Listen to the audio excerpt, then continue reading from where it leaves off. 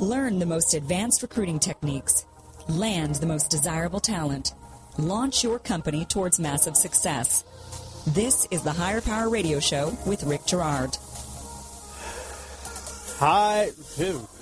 I don't hear anything, but hey, today we're talking about the benefits of fractional help in your organization, specifically in the CFO arena. Fractional help work brings some serious value to your organization while you're experiencing change. I'm Rick Girard, and welcome to the Higher Power Radio Show. Our mission is to discuss and deconstruct insights from top-performing entrepreneurs and industry experts. Every week, we uncover tested tactical solutions to solve your company's toughest hiring problems. Today, our guest is Jean Latu, the founder and CEO of Ingenio Solutions, a consulting firm focused on accounting and finance. She leads a talented team of experts in finance and accounting who work with the clients to solve problems, create efficiencies, and improve the bottom line. Jean has worked on projects for companies like CarrAmerica, Coldwell Banker, and Marriott as a consultant. And she joined Jefferson Well as the Director of Finance and Operations and led their finance and accounting practice. She grew the practice from 40 consultants from 5 and increased the annual revenue from to 10 million from 1 million in 3 years. Pretty impressive work, Jean. Thank you, Rick. Welcome to the Higher Power Radio Show today. I'm glad to be here. Glad to have you. So we're going to cover a few things. We're going to talk about high-end temps, right? Yes. Like what's fractional recruiting? And then when and how to engage fractional help. So let's start with what is the difference between fractional and consulting and interim, and educate me on this. What are all those words? Yeah. So consulting is a pretty wide field. Yeah. And you can do consulting in different ways. Fractional is just another word for part-time. So you can provide part-time CFO services or part-time CIO. So you're essentially like kind of doing it in block time, whatever hours it might need to be. Yeah, it may be a couple hours a day or a week. Okay. It might be a day a week. It might be a couple days a week, or it might be 3 days at the end of the month that are critical for that business. Got it. And compared to interim, which is usually on a full-time basis, and you're filling in for a critical role. Somebody's resigned or they're out on leave.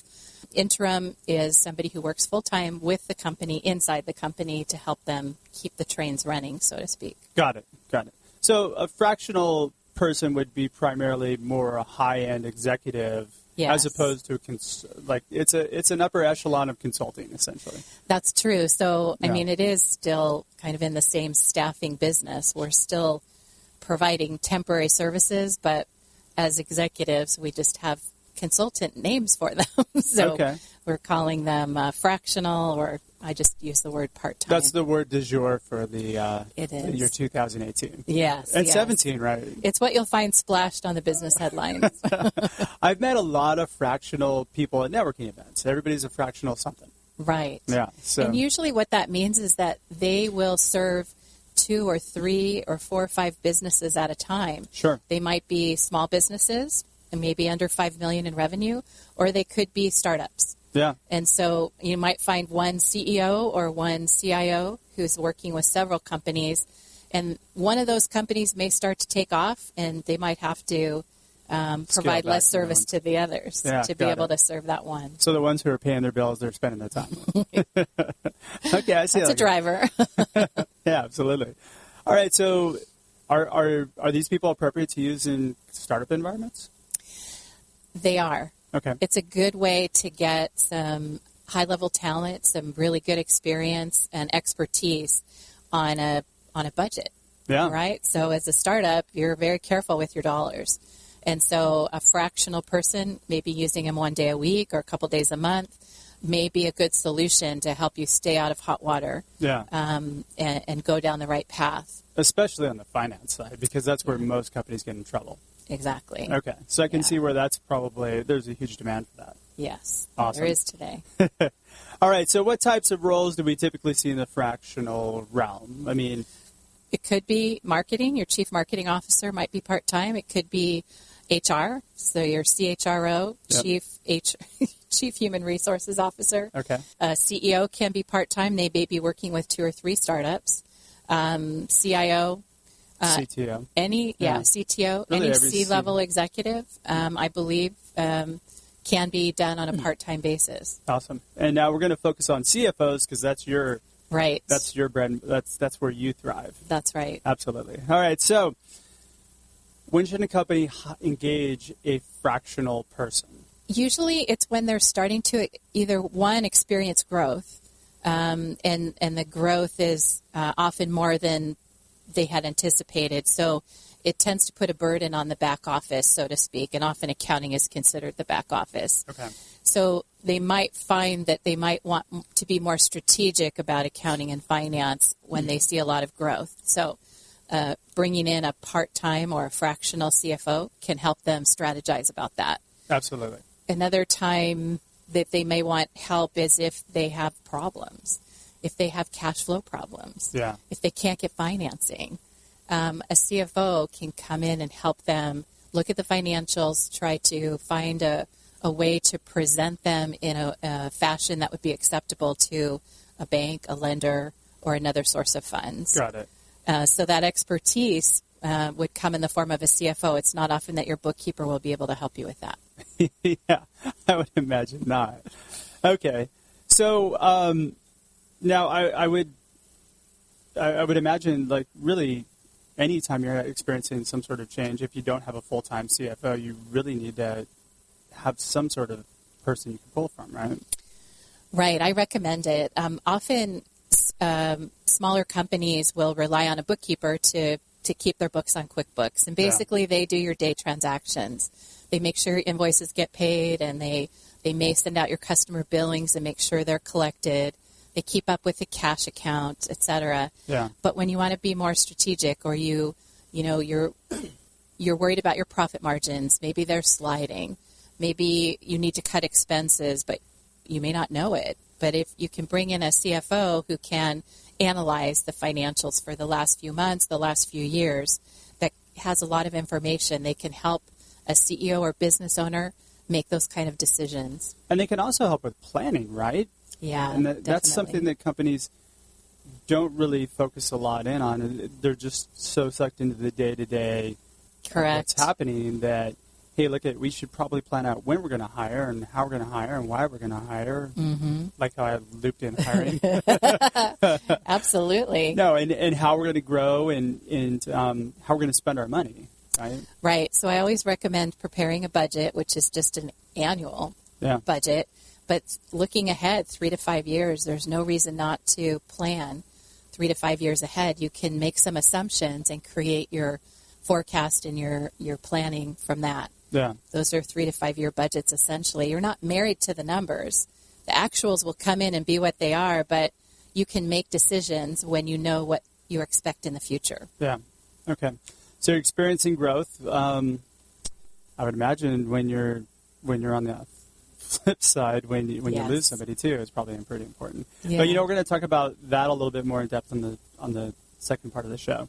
So the services that you offer, what is kind of the typical sweet spot for Ingenio Solutions? We offer 3 types of services: interim, which is where we're filling in for a key person who's left the organization or is on a leave; fractional or part-time; and the third area is projects. We might help with a software implementation. We might be a project manager for that. I've got one person who's excellent at data. He helped us move data from an old system to a new system. Really? So those are types of projects we work on. Huh. We helped a company document their policies and procedures. We interviewed their whole team and came up with some standard policies and procedures so everybody's doing the same thing. Okay. And they're consistent. Got it. So what about the kind of concept of triage? I would imagine, like, when somebody leaves abruptly, that's when you're getting a call. Yes. Okay. And so I always appreciate companies that recognize that if a key person has left unexpectedly, that there might be some problems if somebody's not in that role. Yeah. And that's where we can step in and kind of help smooth things out. We can keep things running and we can ensure a smooth transition when they do hire the next person. Got it. It gives the company some breathing room to identify what skill set they want in the next person they hire. Yeah. It might not have been a match with who they had, and so they have a chance to make a change, and then they bring in a recruiter to help them with that. I know a few of those. You resemble one. I know, right? I do a little bit. So we're talking to Jean Latu, the CEO of Ingenio Solutions. We're going to take a quick break, but when we come back, we're going to talk a little bit about solutions on how to, a little bit more detail of how and when we should really engage fractional help. You're listening to Higher Power with Rick Girard, giving you access to recruiting techniques that will help you hire key talent to build your company towards real success. Rick is a recruiting executive and entrepreneur who's been successfully recruiting in the aggressive Silicon Valley technology landscape for the past 2 decades. After a very successful stint at Apogee, he founded Stride Search in 2012. Based on a lean efficiency model, Stride has uniquely positioned itself as a leader in retained search for the most critical talent hires within a small organization. Whether you're a startup executive or recruiting professional, by listening to Higher Power with Rick Girard, you will walk away with skills to help you attract and hire great talent. Now back to Higher Power with Rick Girard. Welcome back to the Higher Power Radio Show. I'm your host, Rick Girard, and today our guest is Jean Latu, the CEO of Ingenio Solutions, and she is an awesome CFO, by the way. Fractional CFO. So we just discussed a little bit about what fractional help is and how it works a little bit. Now we're going to explore like how you find those resources and then really walk through the best solution for each type of change that come through. So, and that's going to be all on you, Jean. So, so you're in a company, you've had a scenario, I mean, obviously if a CFO leaves, I'm going to call you, right? But where does somebody find resources for other types of talent and how do they find? So the easy way, Google. Yeah, sure. Interim CFO, interim CIO. Sure. Because you'll find a variety of delivery methods. There might be individuals out there that are marketing themselves to do that. There are firms like mine. I have a pool of talented CFOs and controllers ready to go. So I have the solution already. Sure. And there's other larger firms that provide the same thing. Okay. So you can use your network to ask for referrals. That's often word of mouth is the strongest. That's where they usually come from is referral based, right? Yeah, if somebody's had a good experience, they'll be very happy to refer you. Okay. And if they haven't, they just wouldn't say. Yeah, I mean, you're relying on Google to actually come across, what may or may not be the best person. Correct. Yeah. I mean, if you're a larger company and you need, say, 3 sources, that might be one solution. There's not one single organization that just has interim like key people. C-level folks. Ooh, that would be an interesting idea. Have a referral network based on like interim folks. Mm-hmm. Mm-hmm. New business idea. All right. I got to stay focused on what I'm doing now. Okay, so networking events. So that, there's organizations like Octane and what's Scott Hamilton's Executive Next Practices. Yeah, and maybe some of the other organizations. Harvard Business School has an association in Orange County that is a great opportunity for networking. Okay. Usually high-level executives. Got it. Okay, so those would be great ways to find resources for these types of people. Mm-hmm. Okay, so now we're going to spend a few minutes. We're going to walk through like each kind of change and kind of best strategy to go about fixing those problems. All right, so let's start with I think M&A was kind of like the first thing. So M&A, whether your company's going through a merger or acquisition, either your company's being acquired or doing the acquiring, it results in change. Yeah. And we often, our consultants help before that transaction. Maybe we do the due diligence. We might help them uncover issues in the company that might affect the sales price. Sure. But oftentimes we help them afterwards in 2 ways. We help with the integration. Basically in accounting, there's always accounting systems, and we want to pull everybody onto the same accounting system. So do you have to check over everything to make sure the books are all copacetic as well? But that's usually happens. That's due diligence before. Yeah, okay, got it. But in integration, that's when you find out the real story. Got it. That's when you can peel back the onion and see, certain transactions might be eyebrow raising. Got it. But mostly it's a systems effort, and then it's a people issue. So sometimes people will stay, and sometimes the long-term plan is that they'll be eliminated because the purpose of doing an acquisition is to streamline your costs. Yeah. In addition to growth. Yeah. Obviously you want to grow, but you can cut your back office costs. Yeah, you're typically keeping the people just through the transitionary period, right? Right, which might be 60, 90, 120 days. Yeah. So if somebody leaves unexpectedly in that period, I would recommend retention bonuses to try to keep them around. But if they leave, they have a fantastic job offer. You're not going to stop them from going. So that's where our consultants can help fill the gap until the integration is complete and the transition to the new company is complete. So that's typically within that window of somebody leaving. Right. Or if they actually have to eliminate the position right away. True. Yeah. True, because they might have to achieve their cost savings very quickly. Yeah. And that might be one way to do it. You're probably more cost effective than keeping that person on board who's... It's possible. Okay. Got it. All right. So M&A, will be the next... The next time is when a key person in your accounting shop leaves. Okay. Whether that's the CFO or whether it's the accounting manager or the FP&A, financial planning and analysis person who does your budgets. Okay. You may, if one of those key people leaves, it's going to help you more than anybody else if you're the leader of the organization to have somebody fill that gap until you can hire and replace them with the right person. And that's the work that's typically done on the hour, like just a few. It's on hours an hourly a week. basis. No, but it's just a few hours a week or what have you. It's not typically on an interim. That's a full time. Okay. It's fractional is when it's a smaller company with a smaller budget, and they need to use the expertise of a C-level person, but on a part-time basis, so it fits into their budget better. Sure. Ideally, I'd love every company to have a CFO, but it doesn't always make economic sense to have that. Yeah. I'd like to have a CFO, but it doesn't make economic sense. Right, right. When you're a small shop. Yeah. But, I think taking advantage of it being a small shop, being able to have somebody come in for an hour or two a month and just make sure everything's copacetic, it makes a lot of sense. I recommend it. Sure. It's also somebody who can be a partner to you, the business owner, and give you recommendations on how to approach a financial matter. One of my CFOs, helped set up a 401k plan. They helped negotiate an insurance claim. Things that... Negotiate an insurance claim? Yeah, really? Yeah, absolutely. For good resolution. Yeah.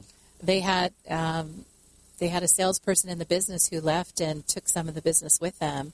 So they negotiated a settlement so that they got paid out on some of the commissions from that business that left. Oh, wow. Yeah, so CFOs are very good at negotiating and looking out for the best interests of the company. It saves a ton on attorney's fees, I'm sure. Yes. Because once you involve an attorney, that just explodes. Well, they may know when to bring in an attorney to tackle the legal matters. But if it's a financial matter or has a financial impact, generally the CFO is going to be pretty good at that. Okay.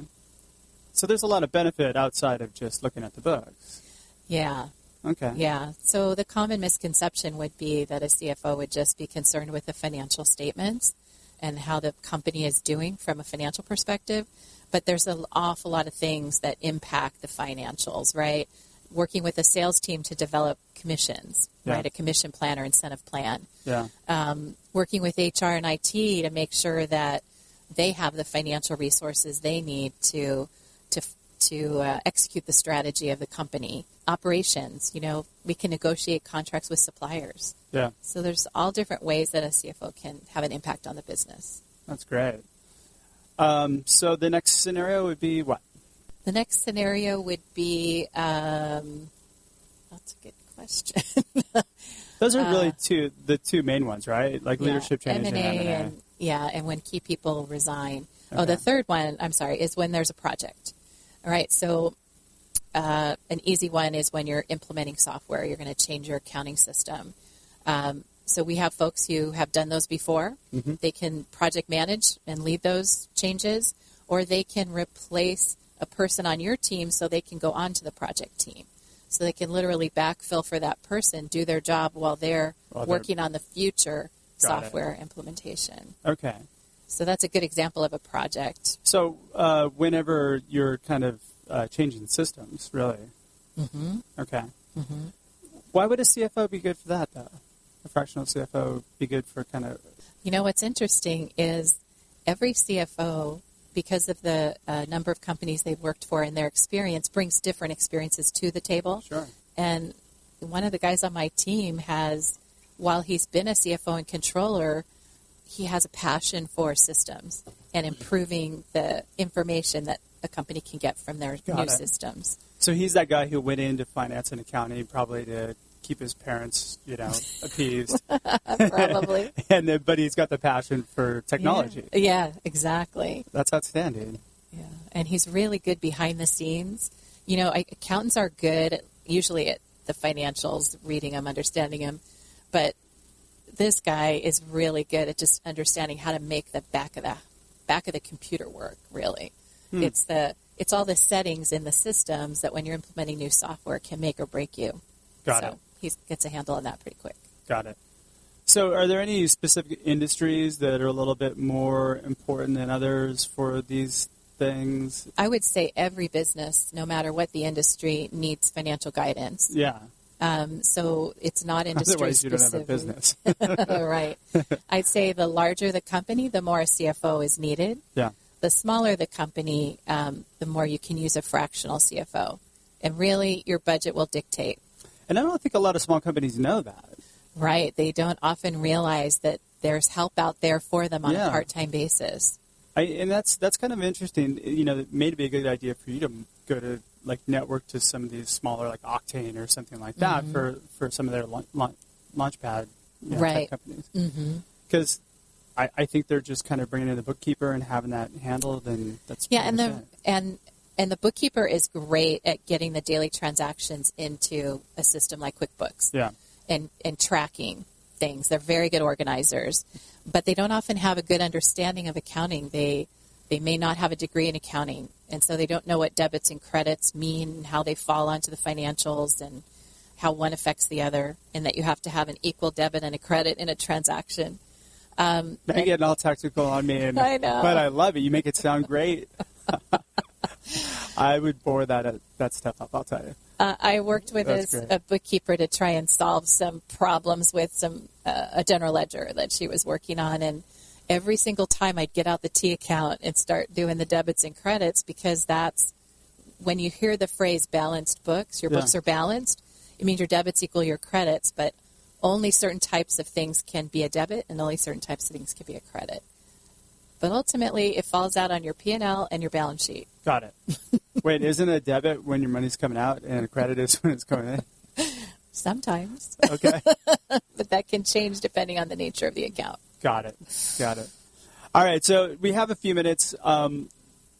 Let's, if you can, plug in what type of companies that you tend to work best with, and give you a few minutes to talk about what would be a good client for you. Yeah, so typically we work with companies going through a lot of change. They might be experiencing a growth spurt. They might have been acquired or are doing the acquiring. Or they might be losing some key personnel. They can't retain them. The market's hot right now. As being a recruiter, you know that better than anybody. We're at 2.8% unemployment here in Orange County. Yeah, it's crazy. And at the executive level, it's got to be less than that. It's gotta right. I don't know what that's at, but it's just hard to find the talent. Yeah.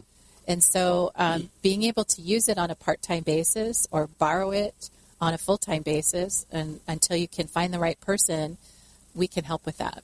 So I often like to say that companies going through change are our best client, because we're the person to go to help stabilize, especially the accounting and finance shop. And sometimes that can flow over into other areas. Is that often the piece that goes into disarray the quickest?